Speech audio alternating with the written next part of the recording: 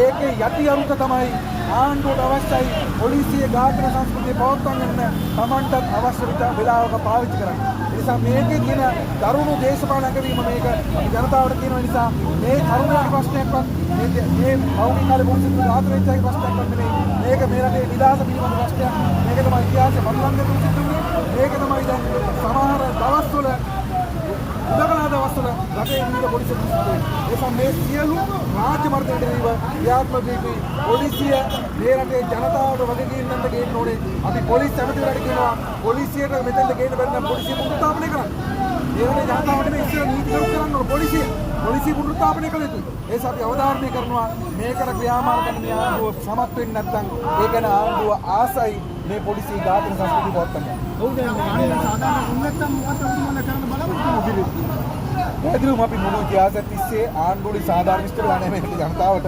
ඒ නිසා මේ ආණ්ඩුව මේ මහ ජනතාවගේ ගැස්ම තේරුම් ගන්න නැත්නම්, පද ගැස්ම තේරුම් ගන්න නැත්නම්, මේ දේශපාලන ප්‍රකාශනය තේරුම් ගන්න නැත්නම් ආණ්ඩුව හිතනවා නම් Taman ලැබිච්ච 3-2 ජනවරම හැමදාම තියනවා කියලා, Taman ලැබිච්ච ඡන්ද හැමදාම තියනවා කියලා, ඒක නිකන් බැංකුවක දාගෙන කියනවා කියලා අපි කියනවා වැරදුනා. ඒව තමයි ගොඩක් අය හිතුවේ. නමුත් ඒ ඔක්කොම එහෙම හිතපු හැම කෙනාටම Tamanගේ ජනවරම දිය වෙනවා කියලා තේරුන්නේ අන්තිම මොහොත වෙනකම්. Tamanගේ අත් දෙක උඩ Tamanගේ ජනවරම දිය වෙනවා කියලා තේරුන්නේ මේ ආණ්ඩුවත් එලෙසනම් කටයුතු කරන්නේ. අපි අවධාරණය කරනවා මේ ආණ්ඩුවත් තියෙන ජනවරම දවස ගානේ දී වෙලාවයි ඒ ජනවරම දිය වෙන තරක් නෙමේ ආණ්ඩුවට එරෙහිව මහා ජන බලවේගයක් ගොඩනගගෙන අපි අවධාරණය කරනවා. අපි ආණ්ඩුවට නැවත කියනවා ඒ තරම් දුරට කියන්නේ තෝ Taman දීපු ජනවරමට Tamanට ලැබිච්ච ජනවරමට ක්‍රියාත්මක වෙන්න. අයියා සාදුඩින්ලට ලසන්ත වික්‍රමතුංගලට ඒ වගේම පාස්කු පහරට ලලිත් පුගලට මේ යුක්ති ඉෂ්ට කරනවා කියලා ආවේ.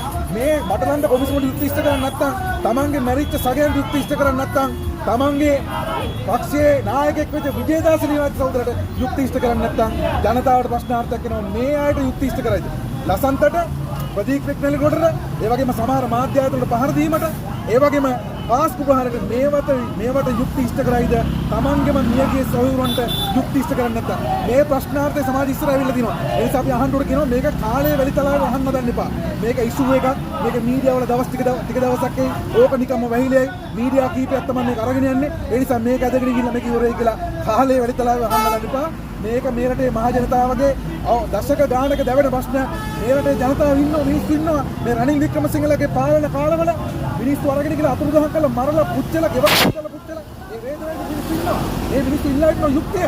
ඒ නිසා ඒ යුක්තිය ඉල්ලා ඉන්න මිනිස්සුන්ගේ ඒ හදගැස්ම නවත්තන්න බෑ. මේ කාලේ වෙලිතලාවෙන් වහලා දාන්න. අපිට පේනවා ආණ්ඩු බලාගෙන ඉන්නේ මේක කාලේ වෙලිතලාවෙන් වහලා දාන්න.